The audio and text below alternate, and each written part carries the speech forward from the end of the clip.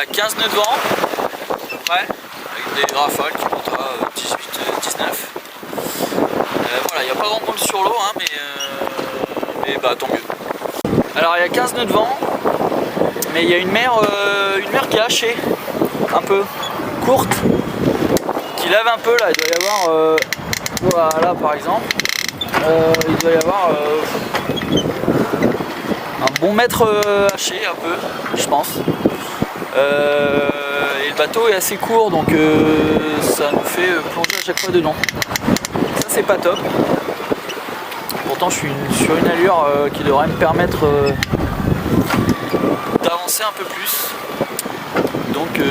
Donc voilà, j'ai le génois en grand et j'avais mis un riz dans la grand voile parce qu'ils annonçaient plus de vent que ça. Et j'ai mis un riz, mais le dilemme, est-ce que je renvoie ou pas? Parce que ça devrait forcer un peu.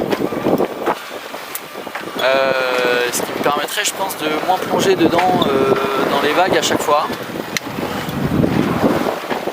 Et on va voir. On va voir. Wait and see. Wait and see. Donc voilà, bah écoutez, à tout à l'heure.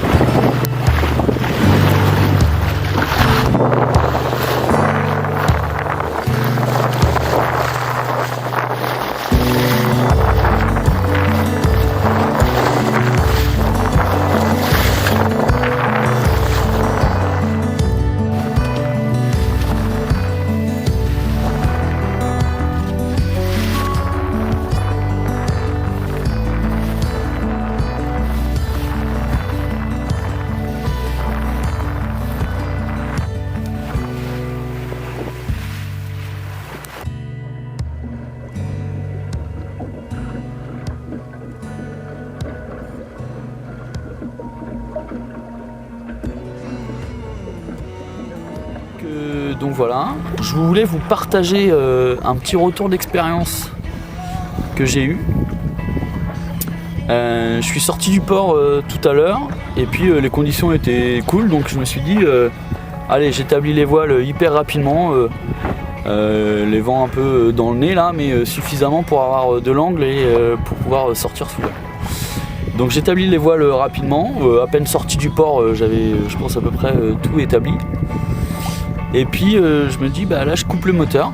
Donc je coupe le moteur, mais je me retrouve tranquillou à sortir du chenal. Alors rien de grave hein, parce que le chenal je le connais, il n'y a pas de gros danger apparent, sauf qu'il y a un endroit quand même où il y a des hauts fonds.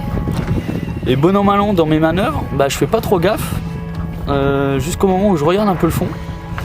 Là, je me dis oula, là il n'y a plus grand chose. Et effectivement il n'y avait plus grand chose.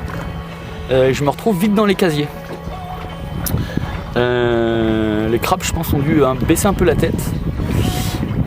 Donc voilà, me voilà à devoir remettre un petit peu le moteur comme un couillon et me remettre un peu dans le chenal pour éviter la zone de haut fond. Donc je vous partage ça parce qu'il y a deux enseignements là-dessus. Le premier c'est que pas confondre vitesse et précipitation. En voile, il faut bien prendre le temps d'analyser et puis aller vite dans la manœuvre ensuite. Et là je pense que la partie analyse, observation, je l'ai un peu écourtée. Et voilà.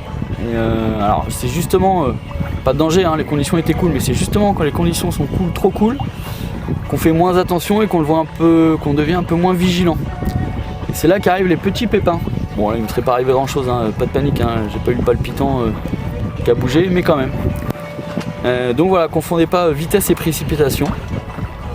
Et puis le deuxième enseignement, c'est coupez pas le moteur trop vite.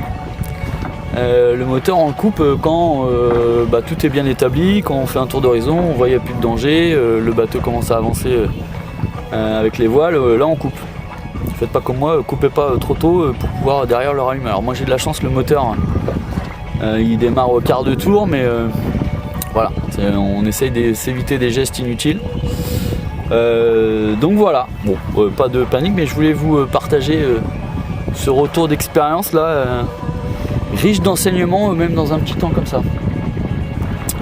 Voilà, bon bah écoutez, le temps est magnifique, l'air est bon, la mer est plate, le vent, voilà, il varie, mais c'est somme toute hyper agréable. Et je suis bien content d'être là. Et bah écoutez, je vous dis à plus tard. Et n'hésitez pas à vous abonner à la page. Voilà, tous ceux qui aiment la voile, qui veulent, comme moi, qui passent leur temps sur YouTube à regarder des vidéos de voile, n'hésitez pas à vous abonner, à partager, et puis à vous dire si les vidéos vous plaisent ou si elles vous plaisent pas du tout, ce qui est possible, ce qui est très possible. Mais n'hésitez pas en tout cas. Allez, salut!